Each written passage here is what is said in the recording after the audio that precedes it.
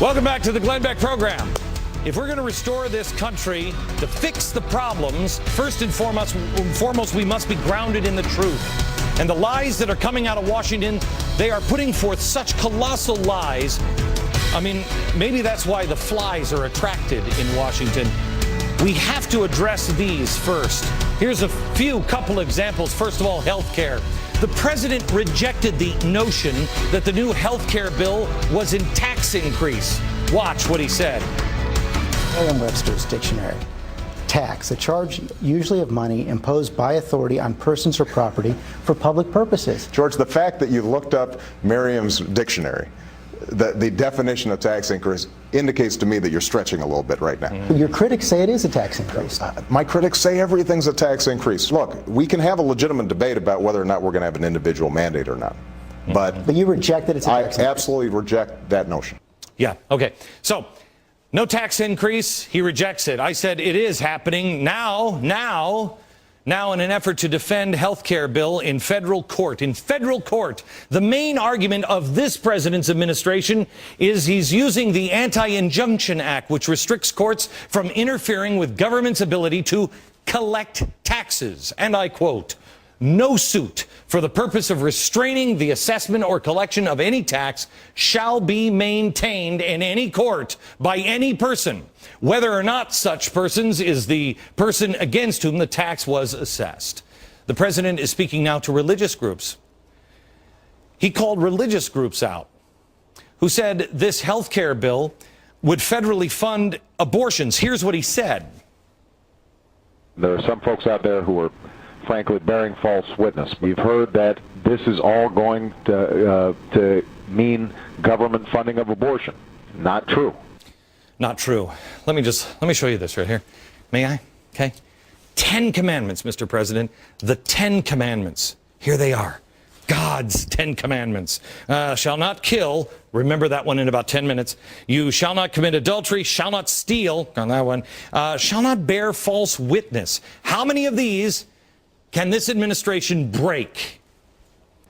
Bearing false witness. He said abortion, no federal dollars. I told you he was the most anti-life president we had up until before Wilson. And now, what do we have? Well, how's it working out for him? Let me show you.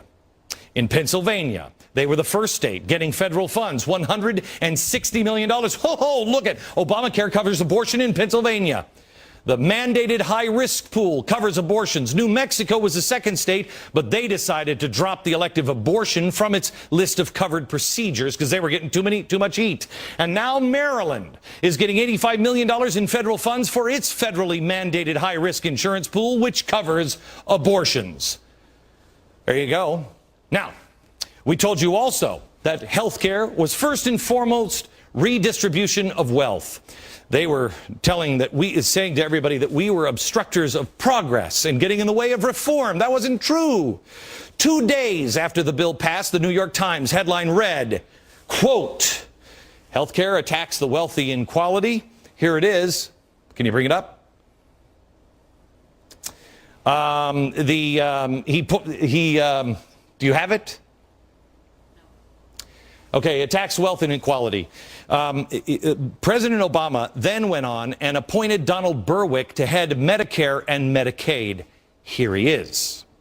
Excellent health care is by definition redistributional. Got it? They said, no. Obstructor of progress.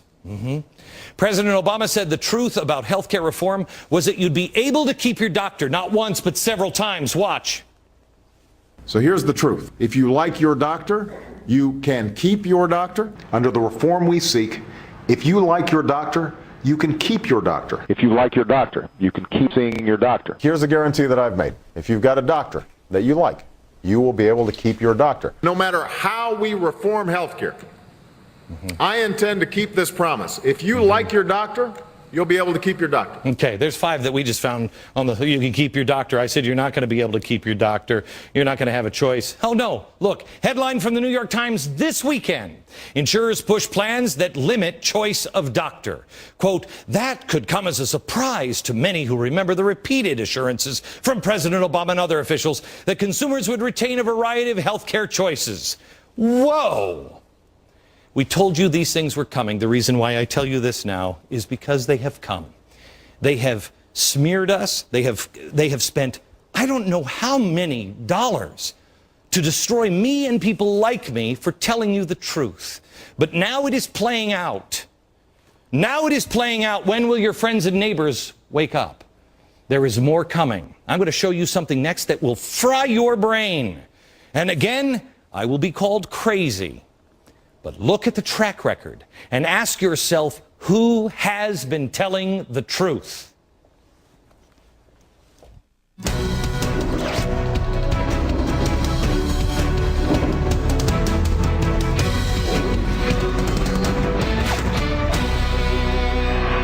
Hello, America. Spooky guy over here. I wonder who he is. I wonder who that guy is right there. Oh, we'll tell you in just a few minutes. Story came out a little while ago that, quite honestly, I can't believe I missed.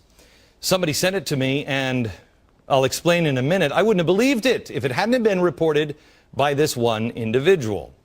It's about the presidential assassination program, where American citizens are targeted for killings far away from any battlefield, based exclusively on unchecked accusations by the executive branch that they're involved in terrorism.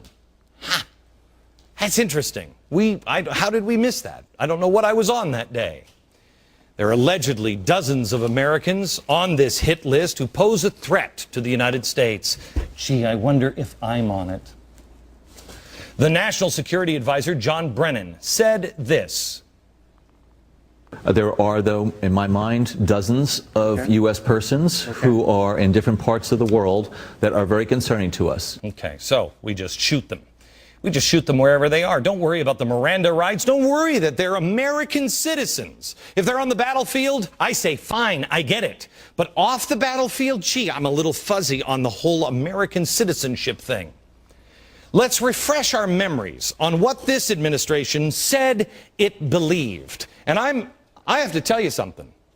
I'm looking for people who actually believed this president. January 15th, 2009, there is no terrorism. It's man-caused disasters. Really? March 13th, 2009, the administration said there's no such thing as an enemy combatant. Why? Because enemy combatants, well, we'd be able to put them in jail now, wouldn't we? March 13th, the war on terror doesn't exist. It's the overseas contingency operation. Yeah. Then, May 26th, Brennan proclaims jihadists are not the enemy. Our enemy is not terrorism because terrorism is but a tactic.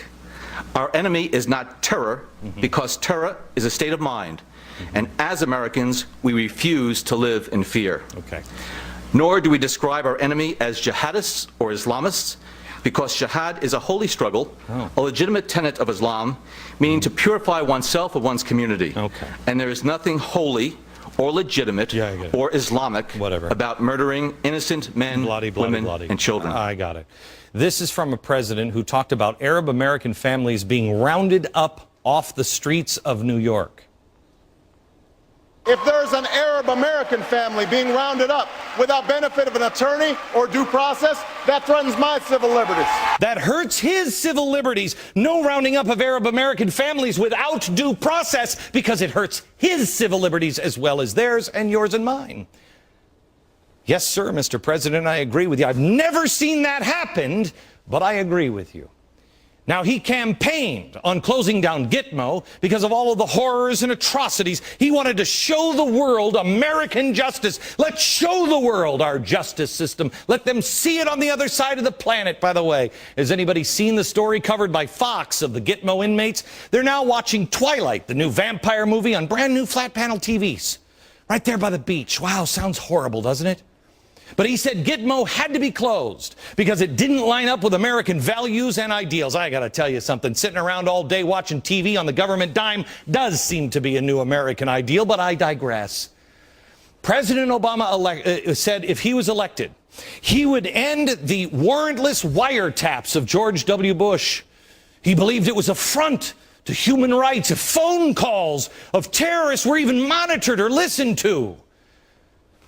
I shouldn't have said terrorists or terrorism, because that's hateful to call it that. But now it's totally cool to shoot Americans suspected of terrorism, something that doesn't exist. I'm a little confused because none of this seems to add up. The hypocrisy, kind of like they're against the death penalty, but they don't want to send anyone to prison without trial, so we'll just give them the death penalty and not send them to prison, but we still don't have the trial. Can you help me out with this one? Because I can't possibly figure this one out.